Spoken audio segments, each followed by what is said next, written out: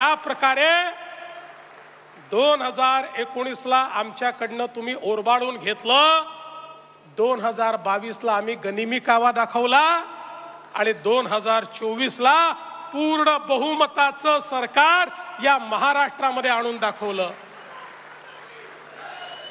आणि आता पुन्हा एकदा आपण महानगरपालिकेच्या निवडणुकीकडे चाललो आहोत आणि यावेळेस इथे जेवढे माध्यम प्रतिनिधी आहेत त्यांनी माझं म्हणणं लिहून घ्यावं, ते शूट देखील करून घ्यावं, त्याच्या क्लिप साठवून ठेवाव्यात। काहीही झालं तरी मुंबईमध्ये महायुतीचा भगवा झेंडा लागल्याशिवाय राहणार नाही। महायुतीचा महापौर हा बसवल्याशिवाय आता भारतीय जनता पक्षाचा कार्यकर्ता हा घरी जाणार नाही। कोणी सोबत आलं तरी, कोणी सोबत आलं नाही तरी, कोण कोणाला सोबत घेताय तरी, खरं म्हणजे कधी कधी लोक आपलं कसं हसं करून घेतात। साधी ती बेस्टची निवडणूक होती, आम्ही सांगितलं रे बाबा कशाला पक्षावर लढायचं, पण काही जण म्हणाले आमचा ब्रँड आहे, आमचा ब्रँड आहे, आमचा ब्रँड आहे। ते आमचे शशांक राव आणि आमचे या ठिकाणी लाडन दरेकर यांनी ब्रँडचा वाजवला, बँड बाजा वाजला।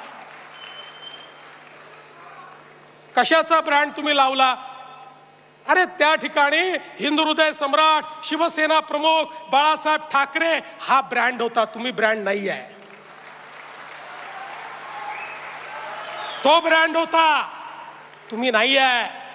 नुसतं नाव लावल्याने कोणी ब्रँड बनत नाही। आणि म्हणून भारतीय जनता पक्षामध्ये आमची परंपरा बघा, या ठिकाणी एक साधारण कार्यकर्ता अमित साटम हा देखील या ठिकाणी भाजपचा अध्यक्ष होऊ शकतो। लोढाजींनंतर लोढांचा मुलगा अध्यक्ष झाला नाही, शेलारांच्या नंतर शेलारांचा मुलगा अध्यक्ष झाला नाही, एक अमित साटम हा या ठिकाणी अध्यक्ष झाला। ही भारतीय जनता पक्षाची परंपरा आहे। हा कार्यकर्त्यांचा पक्ष आहे, हे नेतृत्व जनतेतनं तयार होतं।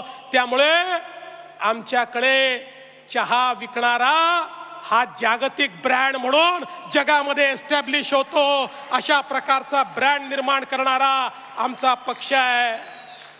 त्यामुळे आम्हाला कोणी ब्रँड सांगू नये। या ठिकाणी जगातला सगळ्यात मोठा ब्रँड हा आमच्याकडे आहे, त्याचं नाव नरेंद्र दामोदर दास मोदी आहे।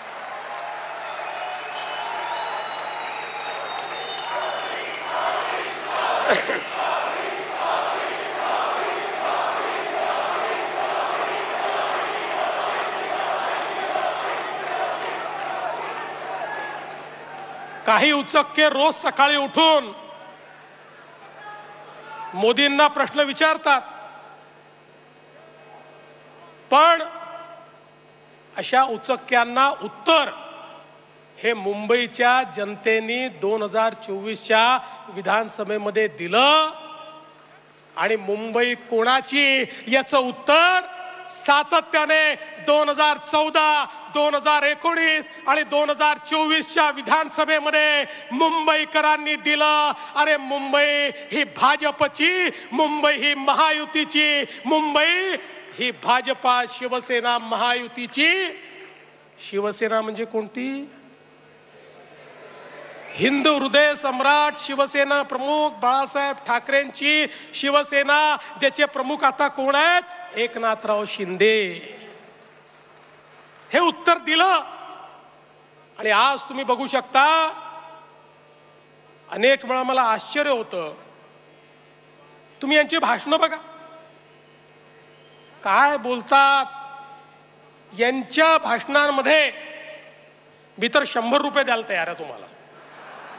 तुम्ही गेली 10 भाषणं काढा आणि विकासावर एक वाक्य दाखवा, एक वाक्य। मुंबईकरांच्या जीवनामध्ये परिवर्तन आणण्याकरता विकासाच्या विजनचं एक वाक्य तुम्ही दाखवा, 100 रुपये माझ्याकडनं घेऊन या।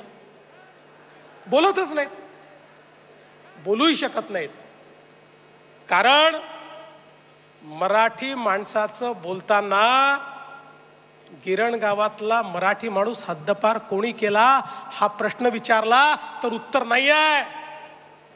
या दक्षिण मुंबईतला मराठी माणूस तो हद्दपार झाला, कुठे वसई विरारच्या पलीकडे गेला, कुठे कर्जतला त्या ठिकाणी गेला, याचा दोषी कोण आहे याचं उत्तर देऊ शकत नाहीत.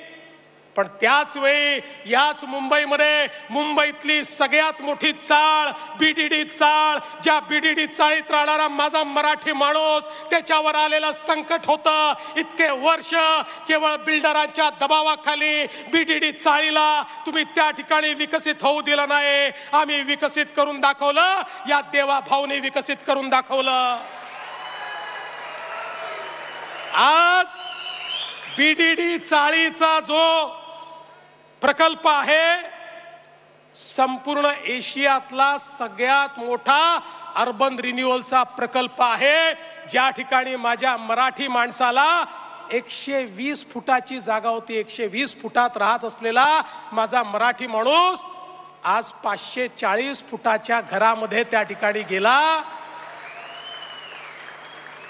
आमच्या प्रवीणजीच्या पाठपुराव्यानंतर आता आमच्या अभ्युदय नगर मध्ये राहणारा माझा गिरणी कामगार, माझा मराठी माणूस, माझा त्या ठिकाणी ज्याच्या कष्टावर ही मुंबई उभी राहिली, त्याला देखील या ठिकाणी 550-600 स्क्वेअर फूट जागा आता देण्याचा निर्णय आम्ही केला आणि त्याचंही काम आम्ही करतो.